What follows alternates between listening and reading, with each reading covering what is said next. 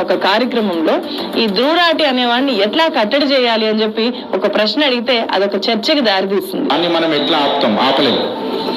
వాడు యూట్యూబ్ కి కంప్లైంట్స్ ఉంటాడు, వాడు యూట్యూబ్ రెగ్యులేషన్స్ కి కరెక్ట్గా ఉంటాడు. అన్లెస్ అండ్ అంటిల్ వాడు అక్కడ ఏదైనా చేడ్చాడి చేస్తేనే మనం వాడిని గెలుకోవచ్చు. వాడు మాట్లాడేది కూడా రాజ్యాంగబద్ధంగా మాట్లాడతాడు. వాడు పొలిటికల్ గా కరెక్ట్ ఉన్నాడు అని అంటే వాడిని ఏదైనా మనం యాక్ట్ చేసొచ్చు. వాడు కాన్స్టిట్యూషనల్లీ కరెక్ట్ ఉంటున్నాడు.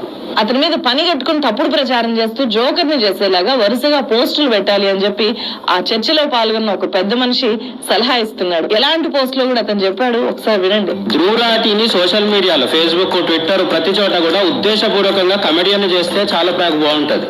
ఏంటంటే సన్నీ లియోన్ని నెక్స్ట్ నరేంద్ర మోడీ కేబినెట్ లో మహిళా శిశు సంక్షేమ శాఖకు మంత్రిగా చేస్తున్నారని ధ్రువరాటి చెప్పిండని చెప్పాలి. ఇటువంటి పోస్టులు కంటిన్యూగా పెడుతుంటే ధ్రువరాటి అనేవాడు జోకర్. ఇది ఒక్కసారి చూడండి. ఒక తెలుగు యూట్యూబ్ ఛానల్